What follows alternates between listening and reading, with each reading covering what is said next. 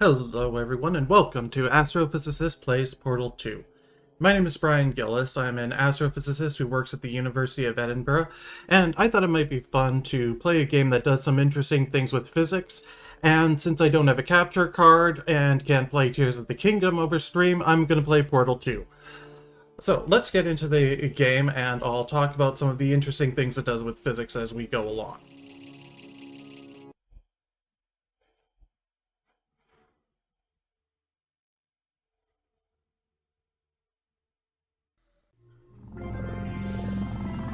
Good morning.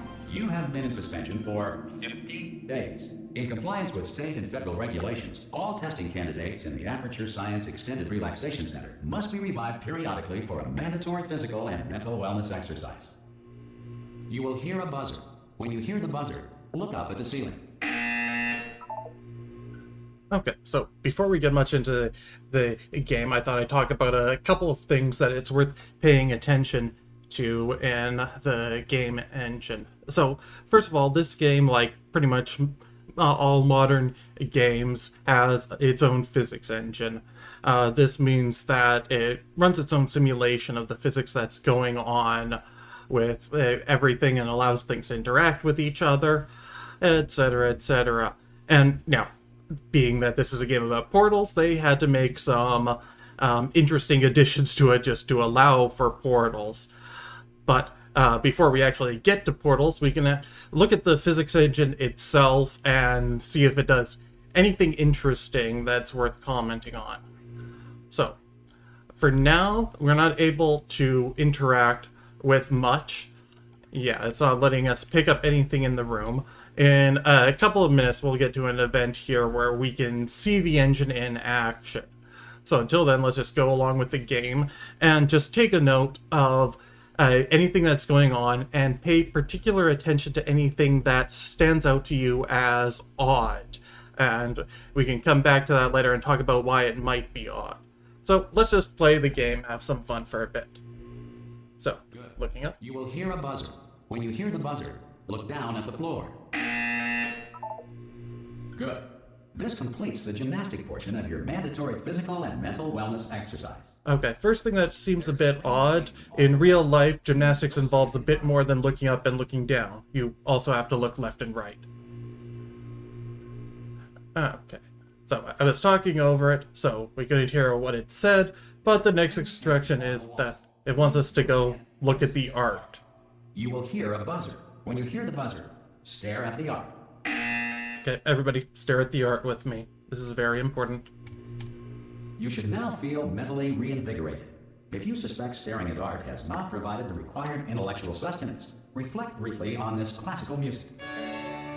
Okay, if you're feeling a bit too much sustenance, you might want to close your eyes right now. The art plus the music could just be too much. Now please return to your bed. Okay. That's all the sustenance we need. A little bit of art, a little bit of music, a little bit of gymnastics, back to sleep.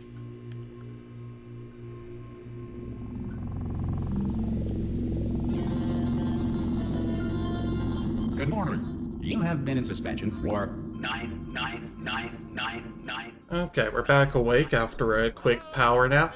Entropy seems to be running wild here. Are you gonna open the door at any time? Okay, the door opening. There we go. Oh God, you look good. Looking good, actually. Are Thank you. okay? You look good too. Don't answer that. I'm absolutely sure you're fine. There's plenty of time for you to recover. Just take it slow. Please prepare for emergency evacuation. Stay calm. Stay calm. Prepare. That's all I'm saying. Prepare. It's all fine. All right. Don't move. I'm gonna get us out of here. Oh, you might want to hang on to something. Word of advice. Up to you. Okay. Yeah, it still doesn't let us actually hang on to anything, but... Okay, now things are happening. Watch the physics. Let's just... Can you hear me? It's a physics movie. Hello?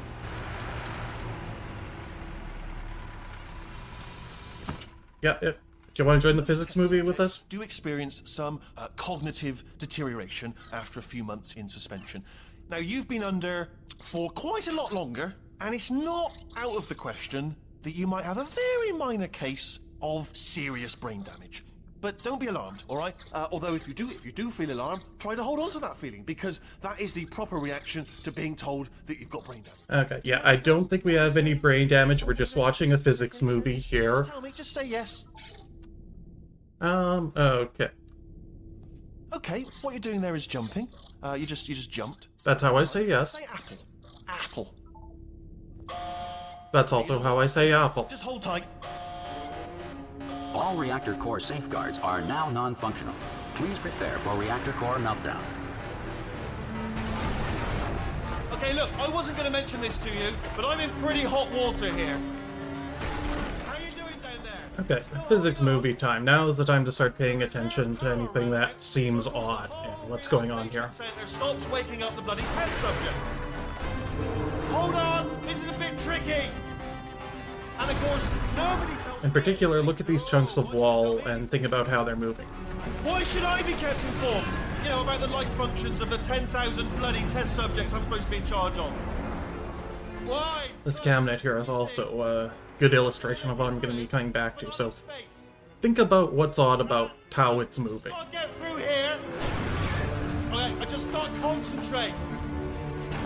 And whose fault do you think it's going to be when the management comes down here and finds 10,000 flipping vegetables? Alright, see, no, I hit that one.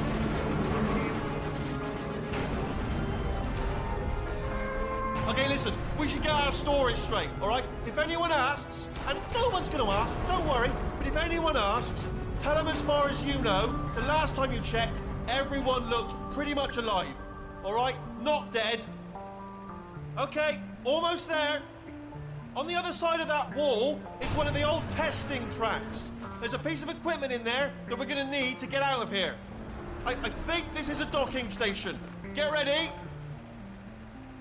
Commence docking. Let's get that in there, go. That is not I a can do docking better. station. So there's one mystery solved. I'm going to attempt a manual override. It is labeled docking station. Let's try again. Hold on. Almost Oh, there. sorry, I forgot to hold on. That was my mistake. Let's try again. This time I'll, hold on to... Don't worry, you'll figure it out. I'll hold on to my hat. On this time. I am wearing a hat, right? And probably just fell. Sorry, I wasn't holding on to it. Now, I'll be honest, you are probably in no fit state to run this particular type of cognitive gauntlet. But, at least you're a good jumper. So, you got that. You got the jumping on your side. Just do your best, and I'll meet you up ahead. Okay. Yep, doing my best. All right, off you go. Yes, off I go. Go on, just march on through that hole. Marching through the hole. Yeah, it's all right. Go ahead. Yeah, of course, I'm going. I know. I have painted quite a grim picture of your chances, but if you simply stand here, we will both surely die. Yeah, that's why I'm going ahead. So, once again, just move along. One small step and everything. Yeah, this is one of the things I love about this game, is all the little dialogue that happens if you wait around. It's enough to feel like it's never going to end. On you go. Yeah, it does. Okay. Let's hop along ahead and talk about the physics a bit. So, were you paying attention? Hello. Because now's the test. I forgot to mention, but there will be tests, and we're starting with a test now. Actually, apocalyptic significance. So, Beyond our control. what was wrong with all of the physics and the way things were moving around? How would you describe it? Pre-recorded messages will provide instructional and motivational Well, support. I'm going to assume you answered correctly and said everything felt a little bit weightless. The portal will open. That's one of the issues with the physics engine in this game, is that the second order effects aren't really fully simulated, and that, you know, things move around on their own fine, but when they collide, things don't always happen as they should in reality. So, for instance, I can finally pick stuff up and do my own physics experiments. So, let's start with this radio. If I drop the radio, what happens? Well, first, what do you expect to happen? You pick up a radio and you drop it to the ground. What happens in reality? Well, it'll hit the ground, maybe bounce a little, it'll make a sound, it'll maybe tumble, come to a stop, and there's a decent chance it'll break. So what happens with this one if we drop it? It hits the ground, bounces barely at all, and falls over. So if we... let's crouch down. Yeah, it doesn't seem to be making much of a sound at all. Yeah, so that's the first big difference, is that we don't hear any sound when it hits the ground. That's one of the aspects of this physics engine that contributes to the feeling of things being weightless, that you don't get the sound that comes out. Now, the other aspect is that things don't break. Each object is basically fixed and invincible, and you have to put in extra programming if you want it to be able to break in any certain way. They're essentially doing what's called hard body physics here, where each thing is a single fixed rigid body that can't be distorted. Now, if they were doing soft body physics, they could allow for a bit of distortion, though allowing for breaking is much more difficult. This is something that is horrendously difficult to program and takes a lot of resources, so that's the reason they don't do it, but it is something that will stick out to you as feeling a bit off. Often you'll see this as ragdoll physics if you have corpses or other bodies in a game that just feel too light. So the sound, things breaking, both contribute to the feeling of weightlessness in these games. But let's talk about this from a physics perspective. What's the underlying physics behind why we actually expect things? So this comes down to conservation of energy, actually. So energy, you kind of have an intuitive understanding of what it means. From physics, we might define it as the ability to do work. And then work is vaguely defined as applying a force to something over an amount of distance or some number of other ways. It's something that is actually rather tricky to define, but the intuitive understanding works well enough. So, for here, the first types of energy to discuss are kinetic and potential. Kinetic is just the energy something has when it's moving. When I swing the radio around, it has more kinetic energy. Physics-wise, you calculate it as 1/2 times the rest mass of the object times the square of its velocity. And one thing worth noting is energy doesn't have any direction to it. The radio has the same energy if I rotate right as if I rotate left at the same speed. As if I were to move forward, backwards, up or down, it's all the same energy. Second type of energy to discuss is potential.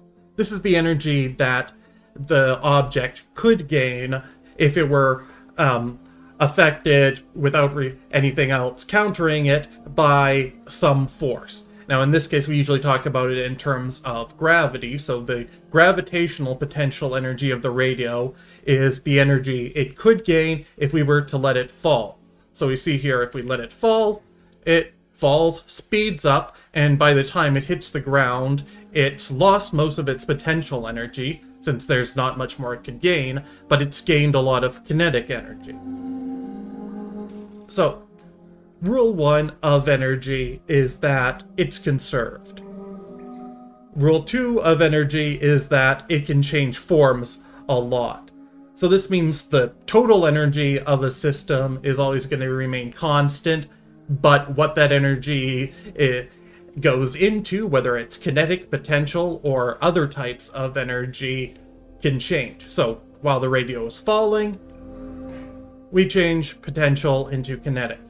If I pick up the radio and toss it up into the air, if I toss it up into the air, I am very bad at tossing it up into the air. Just imagine I were tossing it up into the air. I would be changing. It would start out with a good velocity, and that would mean it has a lot of kinetic energy. And then as it goes up, it slows down, which exchanges its kinetic to potential. Then it stops, comes back down, and its potential energy goes back into kinetic energy. Now, let's talk about what happens when the radio hits the ground. Right before it hits the ground, it has basically no potential energy, but a lot of kinetic energy. Then it hits the ground, stops, and where is all the kinetic energy gone? Within the context of the game, the energy has just vanished. Energy is not conserved. In reality, energy does have to be conserved, but the kinetic energy would still probably stop. Radio wouldn't bounce back into the air. Some other objects would, like if I had a basketball, it would bounce back and maintain its kinetic energy just in the opposite direction. But something like this is likely to stop. This is what we call an inelastic collision, by the way, where the energy, the kinetic energy, that is, isn't conserved. But the total energy always will be conserved. So think about what happens in reality. What are we missing in game? Well, as I mentioned before, one thing we're missing is the sound. So sound also contains energy.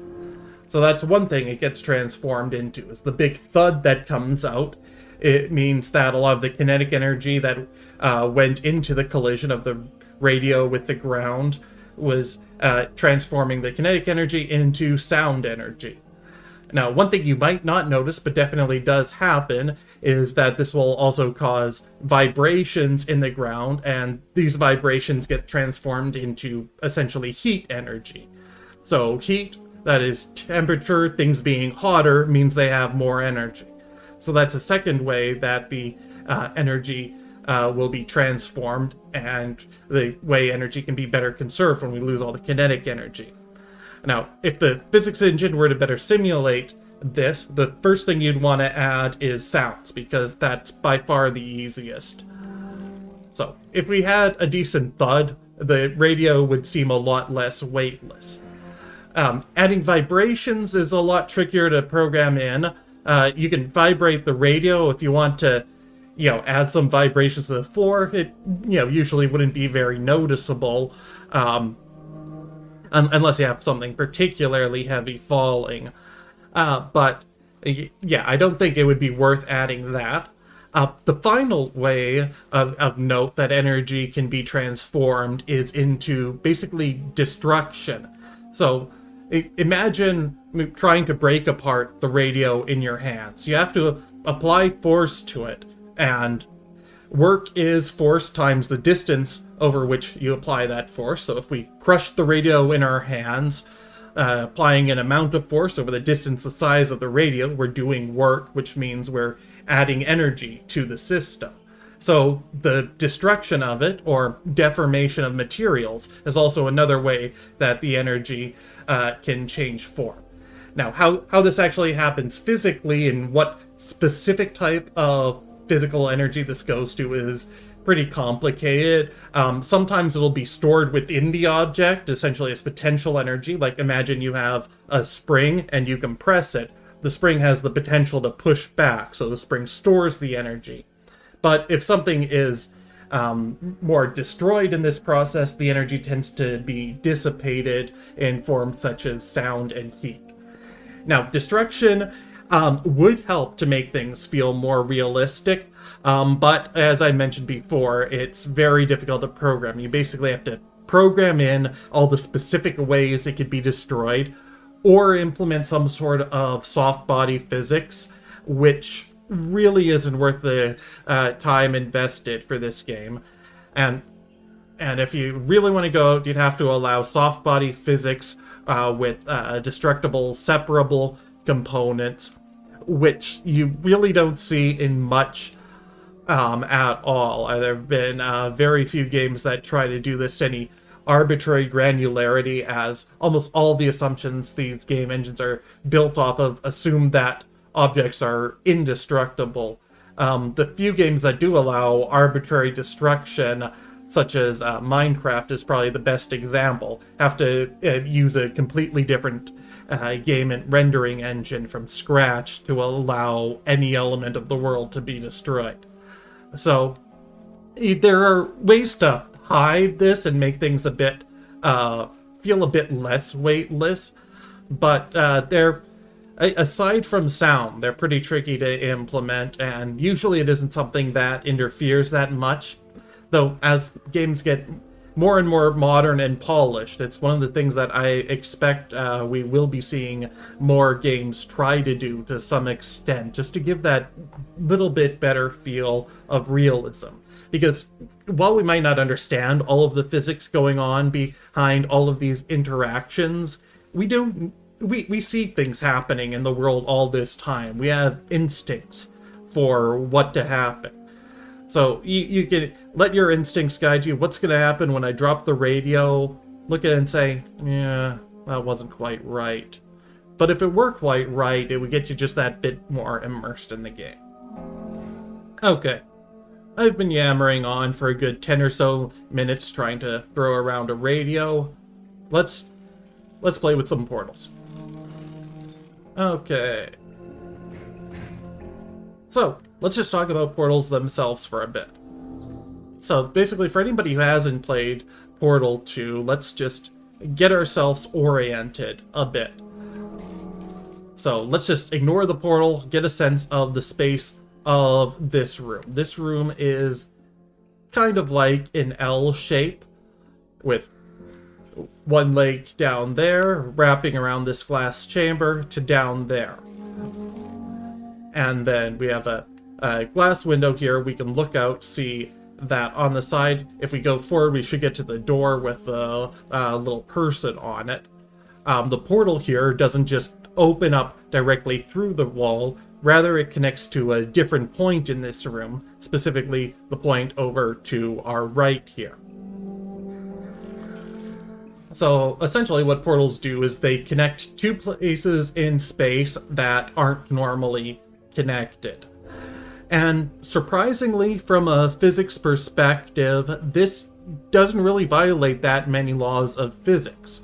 There's a concept called a wormhole, which you've probably heard about, which is essentially this: connect one point in space to another through a shorter path. And if you get down to brass tacks, do all the maths that go into it, it turns out that wormholes physically can exist without violating any known laws of physics. Now, saying they can exist doesn't mean they do exist. There are a lot of things that can exist without violating any laws, but don't actually exist. In particular, the tricky thing with wormholes is that there's no known way to create them. There's one known way they could be created, but it's basically uncontrollable. Basically, they could spontaneously be created at teeny tiny quantum scales, but just as soon as they could be created at those scales, they would disappear at those scales. So it's not very practical. So in reality, the opening and closing of portals, that's where the laws of physics would be violated. But having them, if a wormhole were just a feature of the universe from its early days, yeah, there's no problem with having a wormhole. However, there is one other way the portals do kind of violate the laws of physics here. So, actually, just looking at this a bit closer, I'm realizing there are actually two other ways. I'll talk about one first. So the first thing to notice is that when we go through the portal, we change direction. So when we were in the room, we were just ahead of where I'm looking now, and we went forward, and we came out of the portal, and we're going to the left from that perspective. So just for some fixed references, let's say forward now is north, left is west, back is south, right is east. So when we went through the portal, we were traveling north, and as soon as we were on the other side of it, we were traveling west.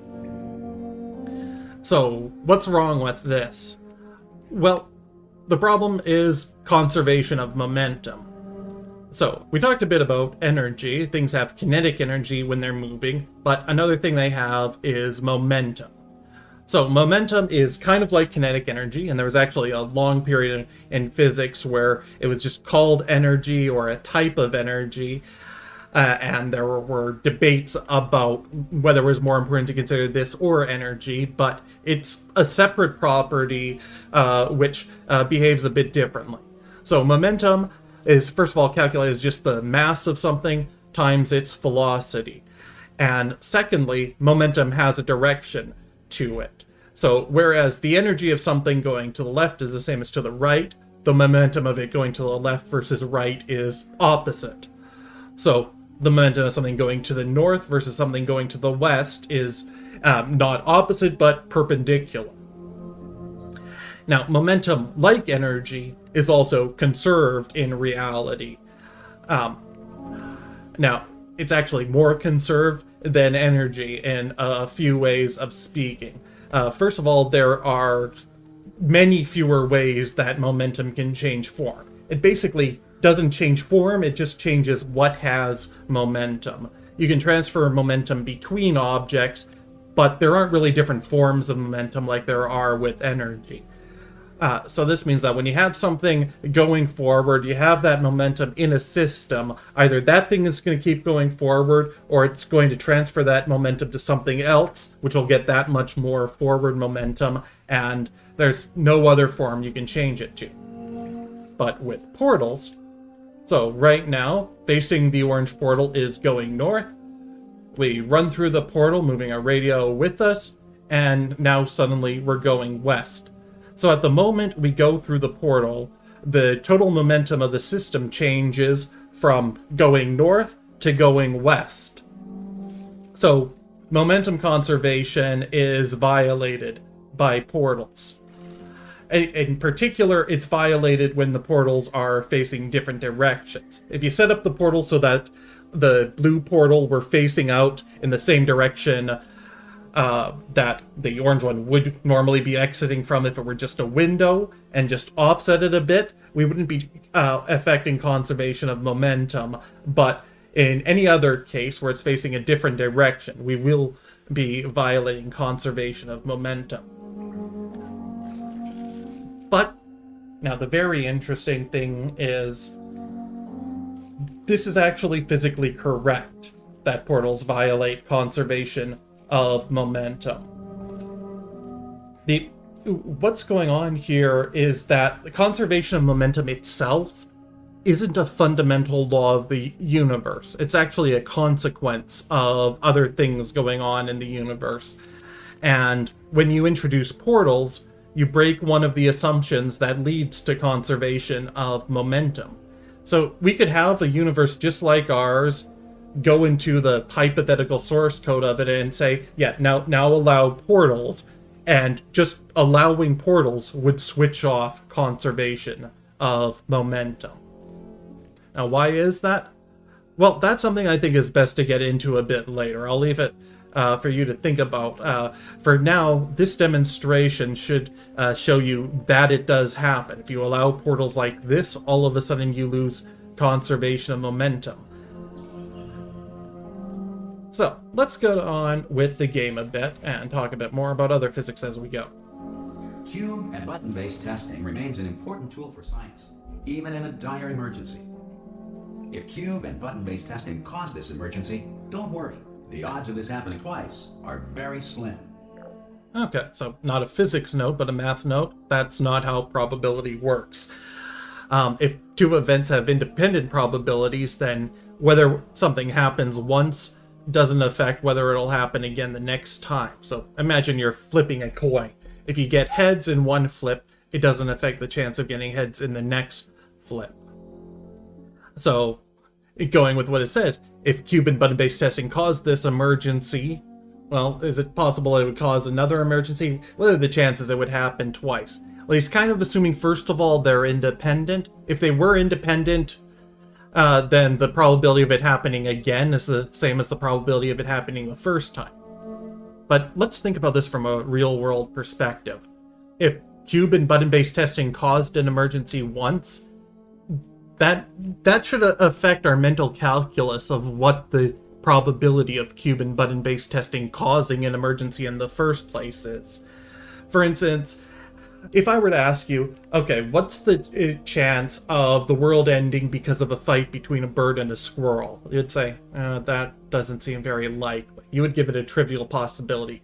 Well, if I told you, yeah, so yesterday, the world ended between a fight and a bird and a squirrel. Through time travel shenanigans, we undid it. What's the probability of the world ending from a fight between a bird and a squirrel tomorrow? You would say, wait, what? That can actually happen? You'd probably still think it's not very likely, but it suddenly seems a lot more likely that it might happen again. So this is a case where the two events probably aren't actually independent. If it can happen once, that means there's a decent probability of it happening at all, which means there's a chance it can happen again. Now, probability and stuff is rather complicated that way. It's basically, when you boil it down, probability is accounting for our own uncertainty about something. And if we have uncertainty about whether cube and button-based testing could cause an emergency, knowing that it already has caused an emergency, that's going to affect our calculation of whether it can cause one again, and greatly increase the chance that it'll cause one again. Which is to say, I really hope this has not already caused an emergency, because what I'm about to do would be very risky in that case. Ah, crap. Okay. Okay, phew. No emergency. Now, before going on, I want to throw this radio at the cube. Okay, that's actually good. Okay, so one thing that's nice to see the physics simulated is it actually does do some things with collisions here. This is a good inclusion that, honestly, yeah, something you'd expect, that you allow collisions between stuff. And this helps things feel a bit of weight. And you can also tell by the way I'm moving them around that the cube has a lot more mass than the radio. So if I put the radio on the block, I can pick up the cube, and oh, in this case, that's interesting. The cube just goes through the radio. So is this just one-way collision? So I can push the block with the radio. Can I push the radio with the cube? Maybe if it's not on the button.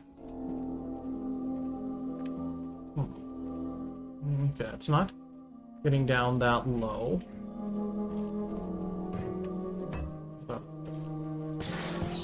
Okay. So interestingly, it seems they're doing something special with the blocks in this physics engine, that things don't happen symmetrically, essentially. That is, if I can use the radio to push the cube, but I can't use the cube to push the radio. I actually wasn't expecting to find this. This is very interesting, and I wonder why they do it this way. My guess is that the cubes are handled specially, as they're meant to be parts of the puzzles, but things like the radio are parts of the environment. So maybe what they did is they set it up so that the environment can affect puzzle pieces, but puzzle pieces can't affect the environment. That'd be my best guess. Although actually, looking here, there are a bit of specks of dust there. Now maybe that just came up randomly and it was a coincidence. So I can do collisions one way at least. I can throw the radio at the cube even if I can't throw the cube at the radio. So let's do some conservation of momentum. So here you can see that when the radio hits the cube moves a little. The radio slows down and it transfers its momentum to the cube. So like I said before, momentum can't really go away. It can just change from one object to another. But you might be thinking now, but isn't everything stopped? Where did all the momentum go? Well, the answer to that is to the Earth, the same place I got it from in the first place. When I'm standing over here and I start a run, I have to push against the Earth to start moving. So I'm pushing Earth back a little bit to get myself going forward. And then when I come to a stop, I push the Earth forward a bit to get myself to lose that forward momentum. So I start by taking a bit from the Earth, then I give it back to the Earth and stop myself, and at all times the momentum is the same. And yeah, also note that the more mass something has, the less velocity it needs to have the same momentum.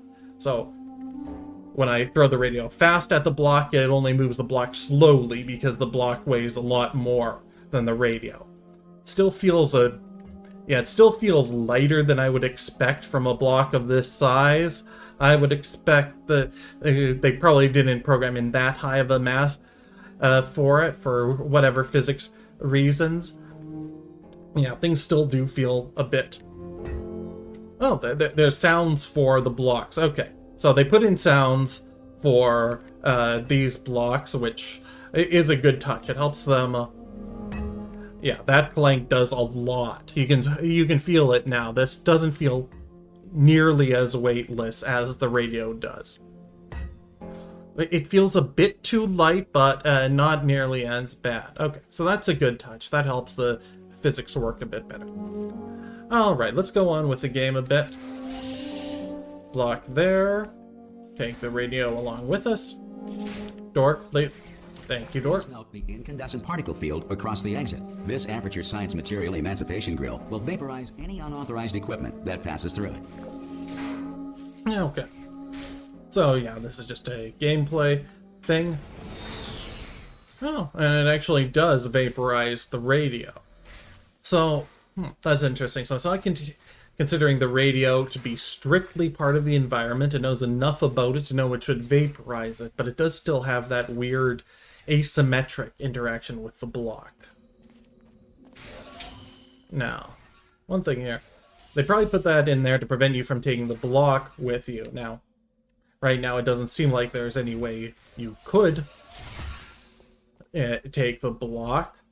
Can we throw it while we're on the switch? Yeah, no. Yeah, so here you can probably only use that field for the radio without getting into more complicated glitches. Alright, let's go on. Okay, elevator, take me to the next level.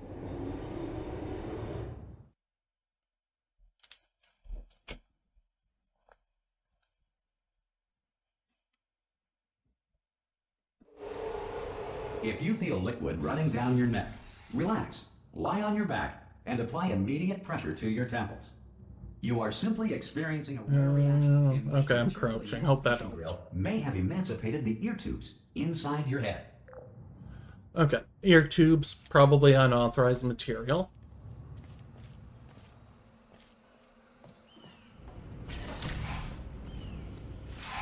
Okay, room number 2.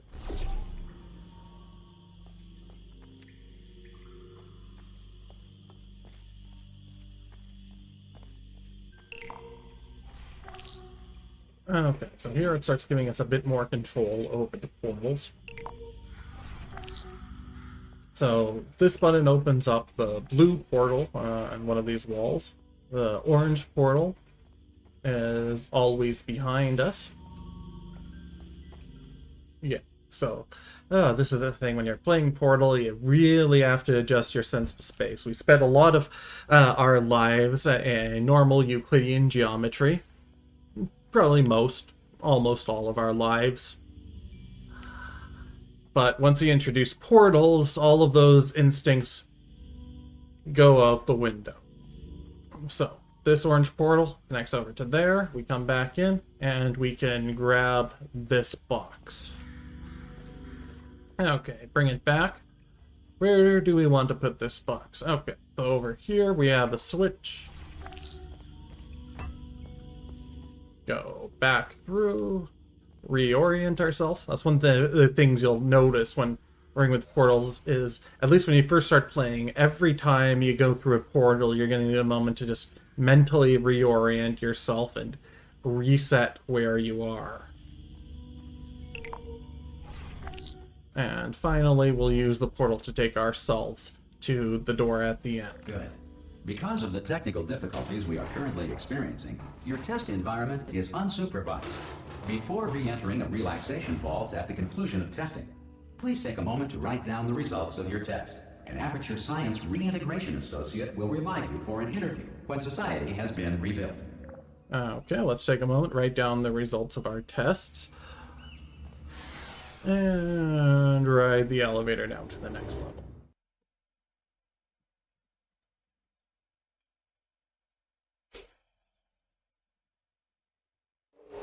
If the Earth is currently governed by a manner of animal king, sentient cloud, or other governing body that either refuses to or is incapable of listening to reason.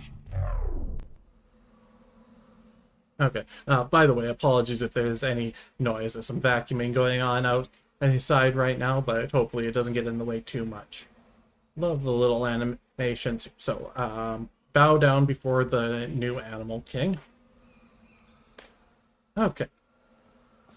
Now, as we go on, there won't be too much new physics to talk about for a little bit, but I want to ask you a question, give you a quiz. How do you define symmetry? Just think about how you would describe it instinctively from how you've heard it used, and then think, what else could it mean? If you were to extend the definition a bit, what other things could you say are kind of like symmetry? And then how far can you extend it and still be reasonable? So just spend a bit of time thinking about this while we go through and play with Portal. There's a good phenomenon often called the Eureka effect, where if you let your mind focus on something else for a bit and just a little bit of it play with a question in the background, you may come to some new and novel ideas about it. So just let that tumble around in the back of your mind for a bit and see what you come up with. What could you call symmetry that isn't traditional symmetry as you might know it? Hey, you made it! There should be a portal device on that podium over there. I can't see it though. Maybe it fell off. Do you want to go and have a... Oh! Hello? Can you see the portal gun? Also, are you alive? That's important. Should have asked that first. Do you know what I'm going to do? So one little game rendering note here. Reflections are pretty tricky to make look accurate, and they've actually done a fair bit of work to give you good reflections here. One thing you'll very often see games do with reflections is they'll copy other parts of the screen to use for the reflections and just rotate it around. So they only have to render the physical space once to make the reflection. But the big drawback to this is if what you're reflecting isn't on the screen, it won't be on the reflection either. So let's just look here. See the two arrows on the top of this panel. You can also see them in the reflection below. Now if I go in and turn the camera down to put them off the top of the screen, they still are below. So this means they're actually doing things the hard way to render reflections. So they really want to put in the effort to give you a good illusion of space here. Now doing things this way is a lot more difficult, as you can't just flip things around at the rendering side. You have to kind of render a false room below us that's being reflected.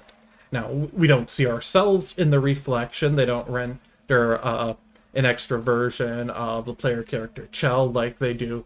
Actually, with the portals, it isn't even a false reflection. It's a true viewing of what's there. They essentially just use another camera and paint it onto the wall. We'll talk about that next time we see a portal. But for the reflections, they actually do have to render a false room, and you can tell it must be false because of the fact that we don't see ourselves here like we do if there's a portal.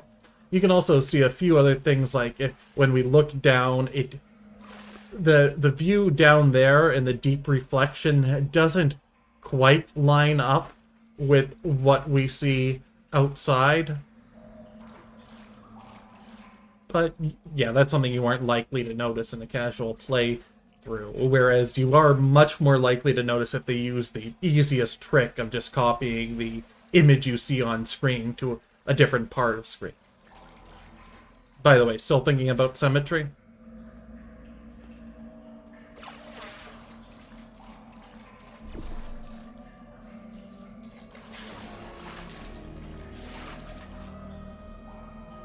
Okay. And here we go. Here's our portal gun.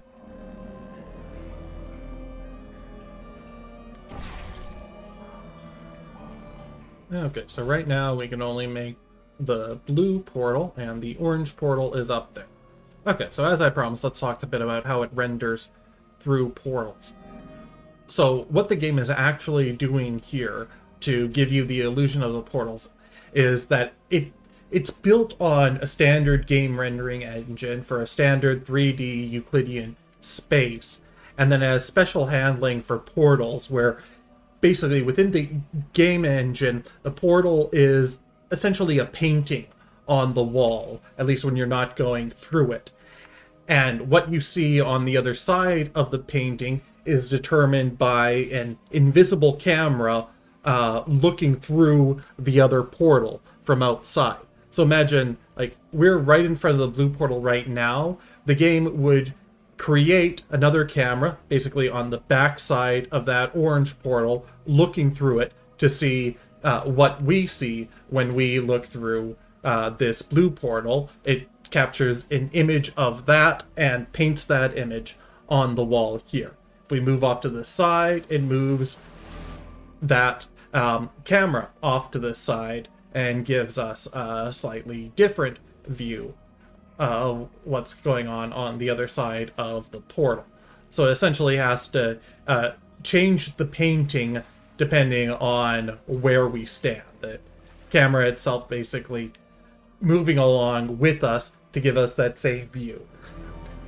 And then adjusting everything to get all of the perspective right. It's rather tricky, but the one difference between the cameras and the reflections is that with the portals, we get true viewing of what's on the other side of the room, but with the reflections in the water, it's a fake room, as you can tell right here by the fact that there's no portal in the reflection.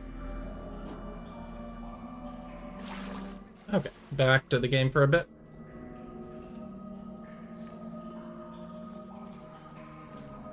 Yeah, so right now they gave us the blue portal to work with, so we can actually play around. We can drop out from the ceiling here. And we just violated conservation of energy. Yeah, so this is another thing interesting going on here. We went in the portal at one height, came out at another height, and suddenly we had more potential energy than when we started, even though the kinetic energy was basically the same. Now, this wasn't a case of the energy changing forms, and even if we were to imagine reality, going through a portal isn't something we would expect to cause sound or heat. And in this case, we're even gaining energy, so we would have to suck up the energy from somewhere. But we seem to just be violating conservation of energy here. So now the question to think about this.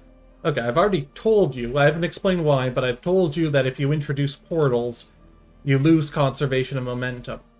Do you automatically lose conservation of energy if you introduce portals? That is, if you, say, introduce wormholes.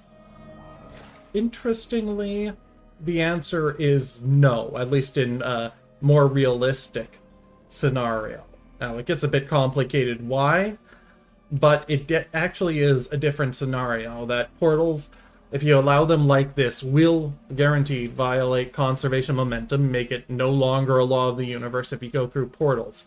But with conservation of energy, the universe actually works around it and figures out a way that you won't be violating conservation of energy going through portals. Now, in-game, yes, you do violate conservation of energy. You gain potential energy if you go through a portal and come out somewhere higher up. But if you were to imagine wormholes in real life, that actually wouldn't happen. Now, it's a bit complicated. I say a bit, but it's very complicated. Essentially, what would happen in reality? Let's go back to this and just imagine for a second. So let's say this chunk of wall is a piece of paper. And let's say we initially have it upright, and the length along the paper, whatever height it's at, gives us the potential energy. Higher up, more potential energy. Lower down, less potential energy. We can walk up and down the paper. We walk up, we expend energy to go up in potential. We go down in potential, but can gain back some energy. Now, let's imagine we were to create a portal from one point low on this piece of paper back to the top. Now, in order to do that, if you actually want to fit the space together, that means you have to find some way to connect the bottom end of this piece of paper back to the top end.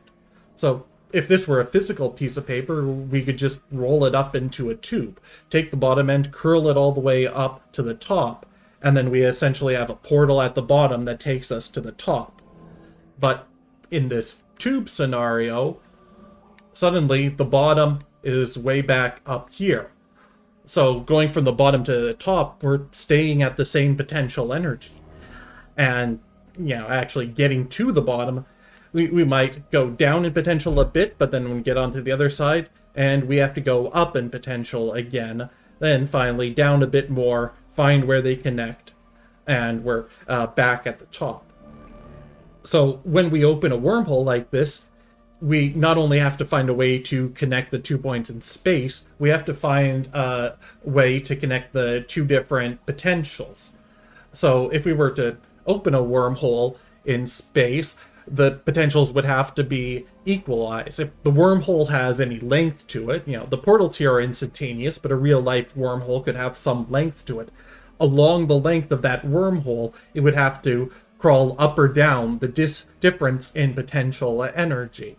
So in a real-life wormhole, you would have to basically fight against the force of the potential energy. So imagine again, we have that tube.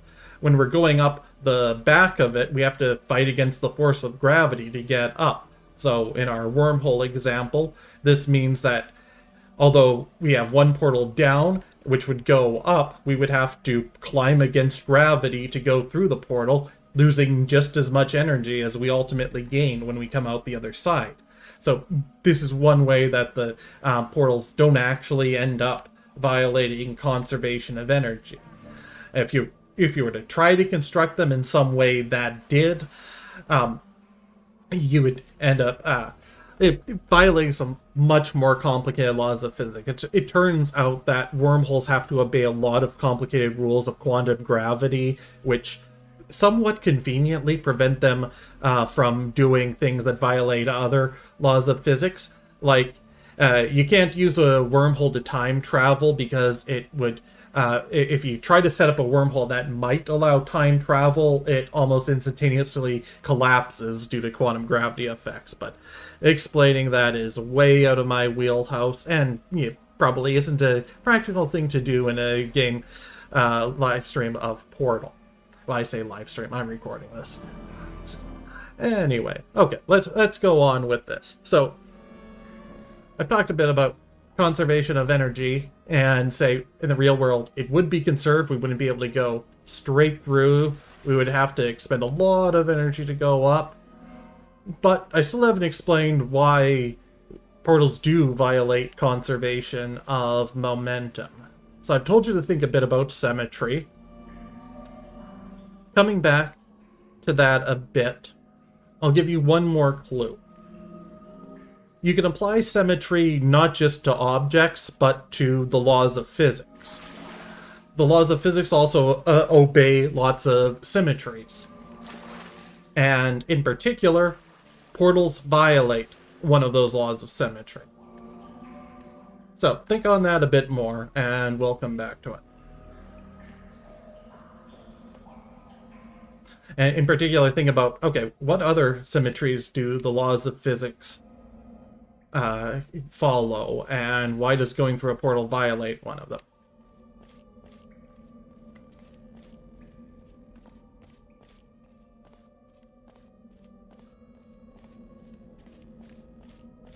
Some emergency testing may require prolonged interaction with lethal military androids. Rest assured that all lethal military androids have been taught to read and provided with one copy of the Laws of Robotics to share. Yeah. So obviously there's a bit of a difference between reading the rules and following the rules. I think. Okay. So let's see. We want to get over there. Can't go jump down and up. Let's just portal over. Yeah. Simple puzzle once you're thinking with portals a bit. And then if we want to go the other way, we want to get out that side. Make a portal up there. Come in. Drop You down. feel that a lethal military android has not respected your rights as detailed in the laws of robotics. Please note it on your self-reporting form. A future Aperture Science Entitlement Associate will initiate the appropriate grievance filing paperwork. Okay. Time to talk about symmetry again. And stare at a wall in the process. Yes, there's a reason I'm staring at a wall right now. So, first of all, let's just imagine all the scuff marks on this wall are gone, and just we're a pure white wall with some slits between panels. If I stand right here, and then move over to the left and stand right here, it looks essentially the same. Again, forget all the scuff marks. You could say this is another type of symmetry. Now, the type you probably initially think of for symmetry is reflection. So if I stare at the middle, it reflects across the middle and looks the same on either side. But you can have other types of symmetry. Symmetry really just means some sort of transformation you can apply that is taking the coordinates of everything in space and transforming it to a different set of coordinates where things stay the same. So here, the transformation I'm going to apply is taking a step to the left. And when I take a step to the left, the positions of the two slits on my screen are the same. So in this case, we've got what we would call translational symmetry, at least for these large steps. So we call this a discrete translational symmetry. For this one step, everything stays the same.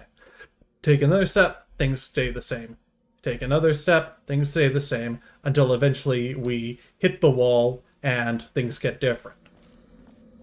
So this doesn't go on infinitely, but if we confine it just to what we see on the screen right now, then we do have some form of symmetry.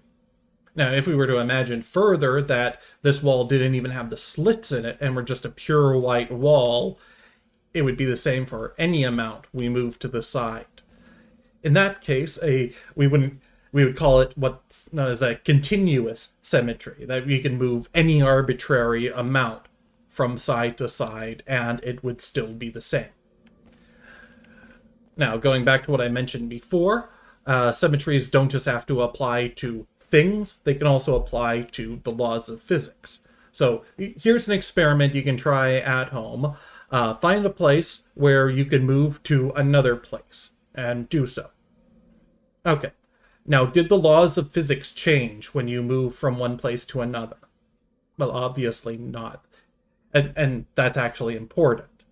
The laws of physics are the same at whatever point in space you are. So from this sense, the laws of physics have this translational symmetry.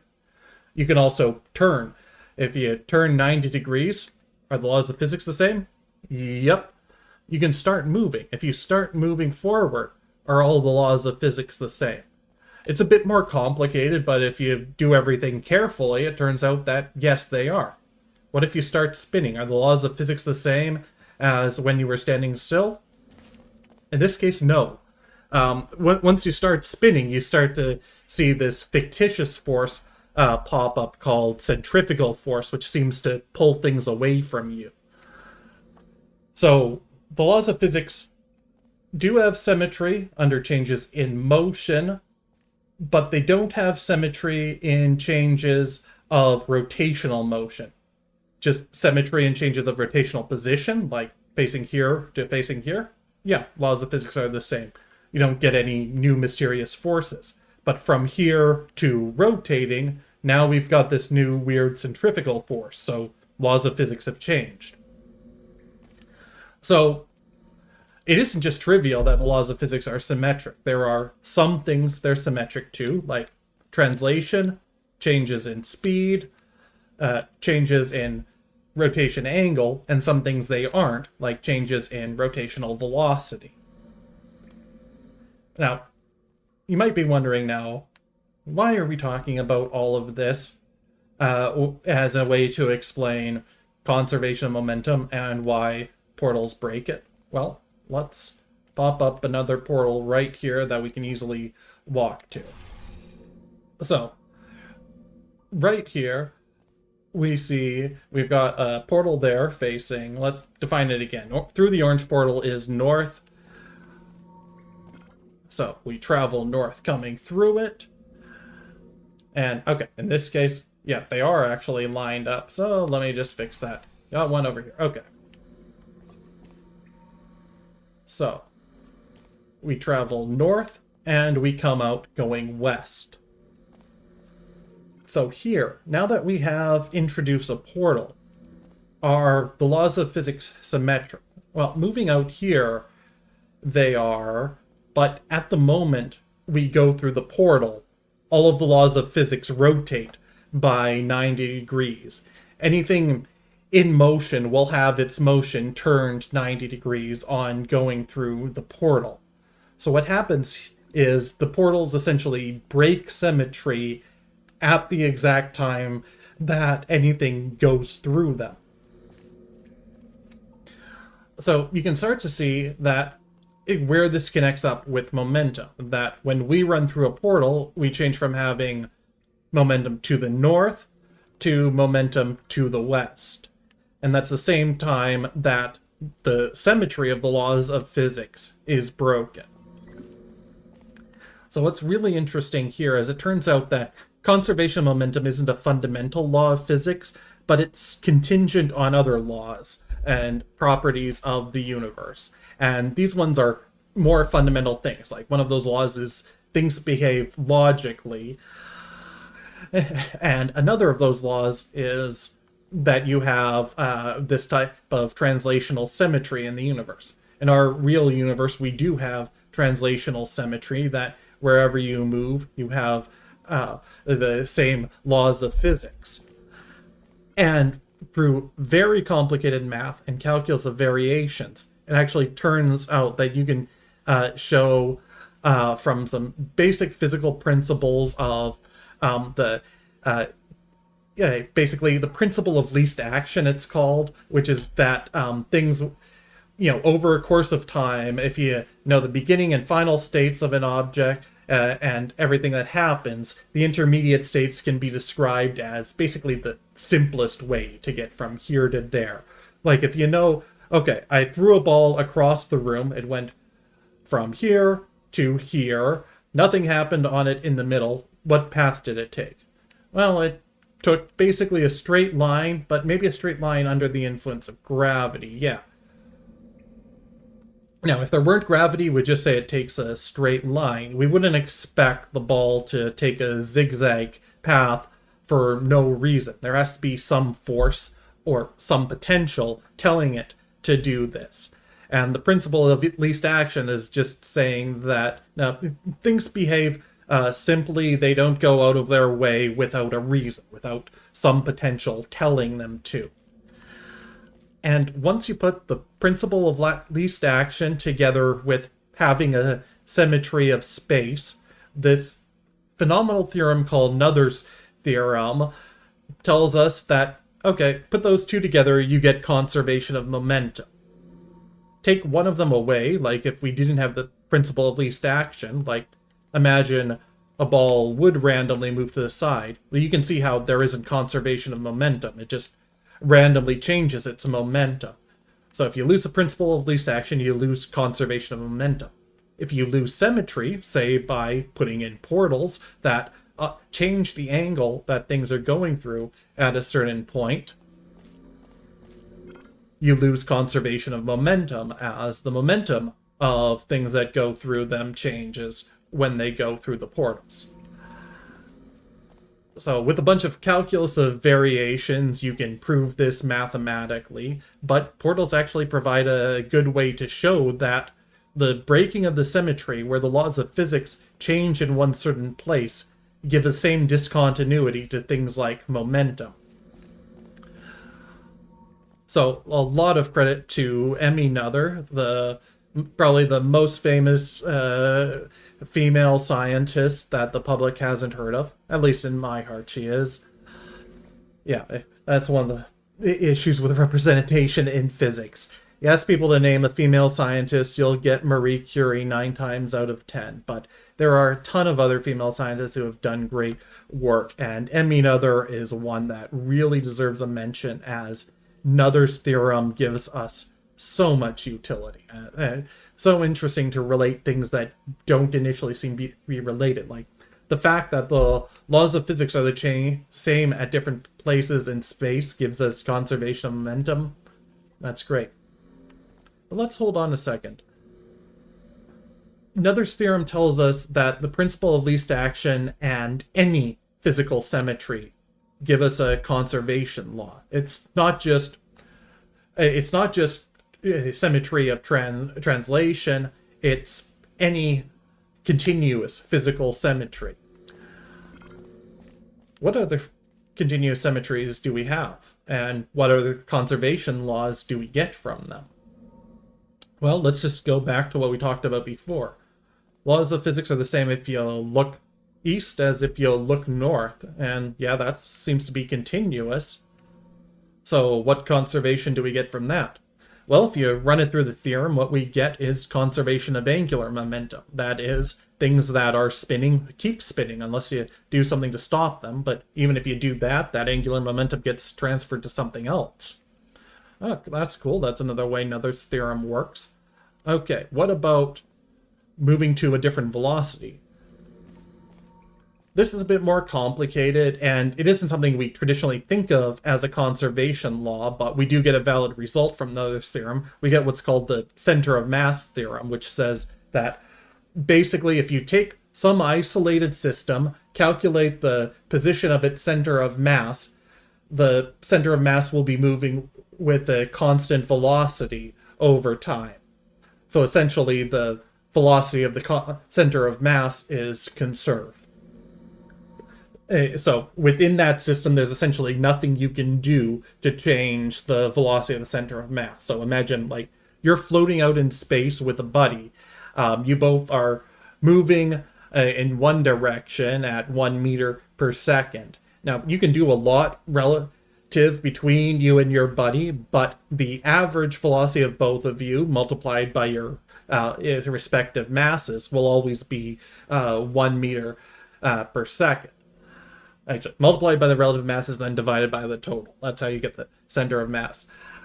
That will always be 1 meter per second in the same initial direction. Like, you can exchange it, so you're going 2 meters, your buddy is going 0, but the average will stay the same. So we do have conservation that way, and it's actually closely related to conservation momentum. Another thing you might not have initially realized, but we also have symmetry over time. Like the conservation, or the laws of physics are the same when we wait a minute. The laws of physics don't change with time. What do we get from that when we plug it into Noether's theorem? Turns out once we do conservation or symmetry of time, we end up with conservation of energy. And this actually tells you a bit about why portals can't violate conservation of energy, because in all of the cases we've looked at here, at least, there's no change in things over time. The portals are always a fixed distance apart. Nothing's changing over time, even if one is up higher than the other. So energy must be conserved by Noether's theorem. Now imagine this weren't the case. Imagine we had two portals growing apart over time. This means like we had one stationary and another slowly moving away.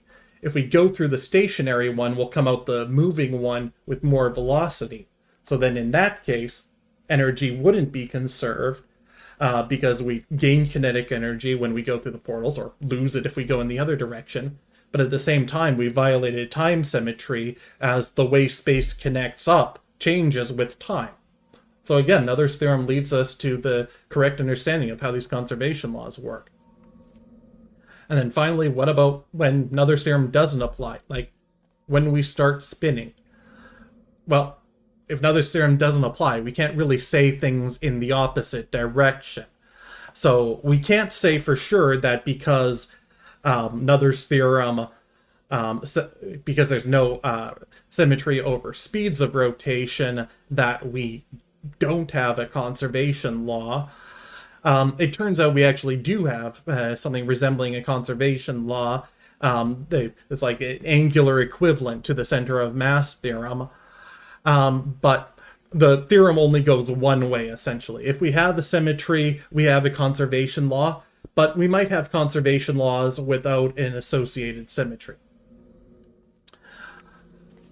All right, so I think that's about the physics I wanted to cover today. So thank you, everyone, for joining along with this. I hope you enjoyed this as much as I did and learned something from it. I'll hopefully be back again sometime soon. I'm thinking of streaming The Outer Wilds next, which has a lot of great astrophysics in it. And if I can get a capture card, maybe I'll do something with Zelda Tears of the Kingdom too. So thank you, everyone, and goodbye.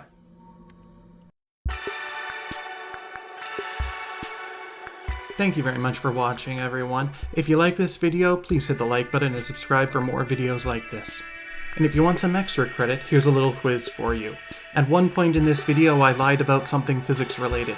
If you have a guess as to what it is, please drop that guess in a comment, and in a few days I'll leave a comment myself letting you know what the correct answer is. Thank you again, and have a nice day.